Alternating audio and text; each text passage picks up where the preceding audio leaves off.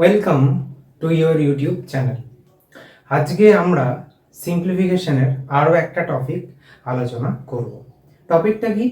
Mixed fraction বা মিশ্র ভগ্নাংশ। সবার আগে জানতে হবে যে একটি মিশ্র ভগ্নাংশ কাকে বলে বা মিক্সড ফ্র্যাকশন কাকে বলে।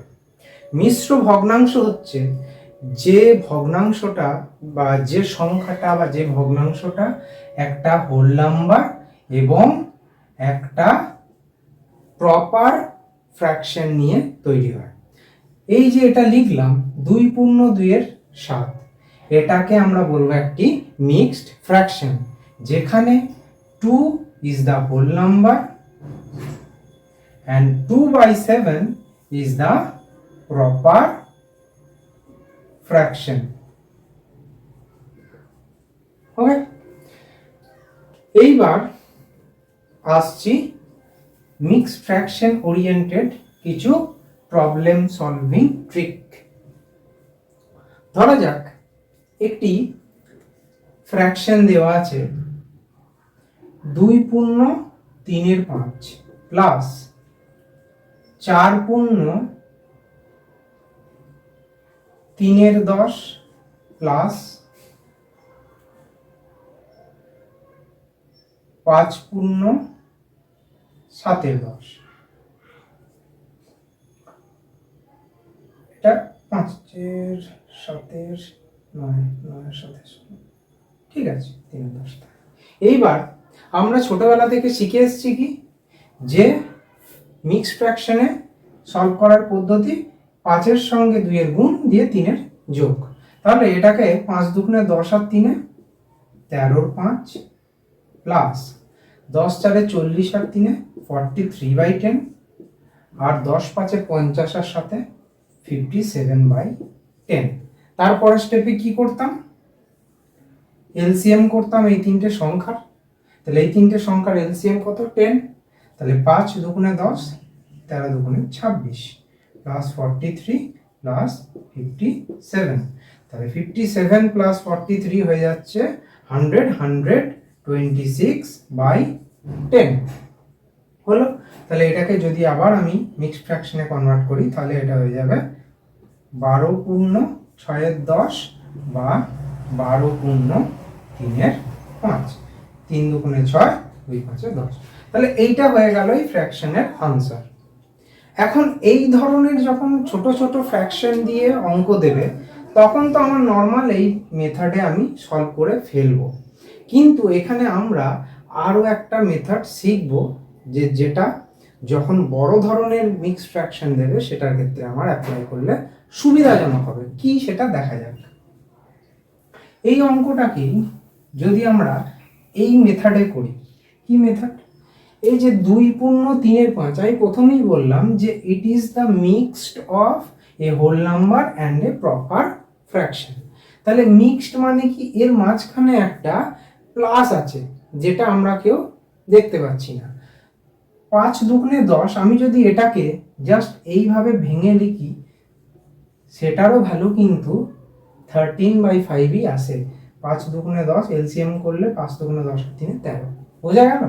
তাহলে যে কোনো মিক্সড ফ্র্যাকশনকে আমরা এইভাবে সেপারেট করতে পারি। 4 + 3/10 and 5 + 7/10। আশা করি বোঝা গেল। এবার কি করব? এই যে হোল নাম্বারগুলোকে এক কাছে করে নেব। 2 + 4 + 5 হলো। মাঝে একটি প্লাস দেব এবং ফ্র্যাকশনগুলোকে একসাথে করব।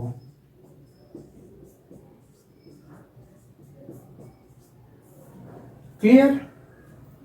অ্যাড করে দেবো 5 আর 4 9 আর 2 11 প্লাস এদের এলসিএম করে দেবো 10। 5×2 = 6, 3 প্লাস 7। তাহলে কত হলো? 11 প্লাস 7 আর 3 = 10 আর 6 16/10। তার মানে কত হয়ে গেল? 2 8 16, 2 5 10, 11 প্লাস 8/5। তাহলে এটাকে যদি আমি আবার ভাঙি ফ্র্যাকশনে, তাহলে 5 1/3 5। তাহলে কত হয়ে গেল? 11 প্লাস এটাকে আবার সেপারেট করে দেবো 3/5, তাহলে 12/3 5। এটা একটা মেথড হয়েছে। এবার মনে হতে পারে এটা তো অনেকটা বড়, দেখে এটা মনে হতে পারে যে এটা অনেকটা বড় একটা মেথড, কিন্তু এই মেথডটা যে ক্যালকুলেশন পার্টটা সেটা অনেকটা ইজি হয়ে যায় আগের মেথডটা থেকে। সেটা কোথায় গিয়ে হয় সেটা আমি বোঝাচ্ছি। এই অঙ্কটার ক্ষেত্রে এই পার্থক্যটা আমরা অতটা ডিফারেন্সিয়েট করতে পারবো না। কোন অঙ্কের ক্ষেত্রে গেলে সেটা এটা সুবিধাজনক হবে সেই ধরনের একটি অঙ্ক এবার আমরা দেখি।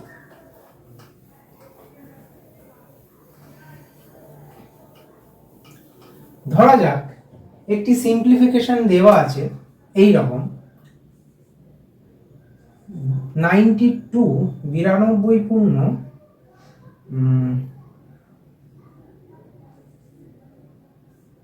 2/7 না 5 করে দিই 2/5 প্লাস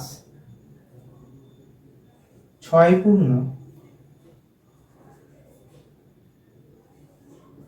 3/5 প্লাস 1 পূর্ণ এটা তো 2/5 করলাম প্লাস 2 পূর্ণ 1/5। ঠিক আছে। এইবার এই অঙ্কটির ক্ষেত্রে যদি আমরা প্রথম মেথডটা অ্যাপ্লাই করি, 92 এর সঙ্গে 5কে গুণ করতে হবে, তারপরে 2 যোগ করতে হবে। এবার সেটা যদি না করে আমরা দ্বিতীয় মেথডটা অ্যাপ্লাই করি, তাহলে এটার মান হচ্ছে 92 plus 2/5 plus 6 plus 2/5 plus 2 plus 1/5। Whole নাম্বারগুলোকে এক কাছে করে নেবো, 92 প্লাস 6 প্লাস 2 প্লাস ফ্র্যাকশনগুলোকে একসাথে করে নেবো, 2/5 প্লাস 2/5 প্লাস 1/5। তাহলে এটা কত হয়ে গেল? 92 6 98 আর 2 100 প্লাস এইখানে যদি আমি 5 এলসিএম করে নিই 2 প্লাস 2 প্লাস 1 তাহলে 100 প্লাস 5/5 ইকুয়ালস টু 1, তাহলে 101 হয়ে গেল এর অ্যান্সার। তাহলে আমাকে অত ঝামেলায় আর যেতেই হলো না, আমি খুব সহজে সুন্দরভাবে এই অঙ্কটাকে সলভ করে ফেললাম। এবার আরেকটা এক্সাম্পল দেখা যাক, তাহলে ব্যাপারটা আরো ক্লিয়ার হবে।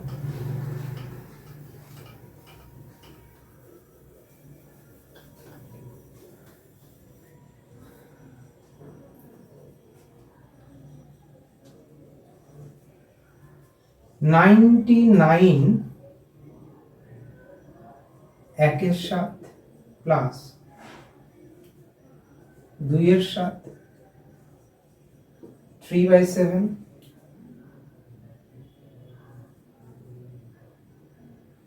4/7 5/7। এই অঙ্কটার ক্ষেত্রে কি আসছে? কটা 99 সেপারেট হবে? 1 2 3 4 5টা।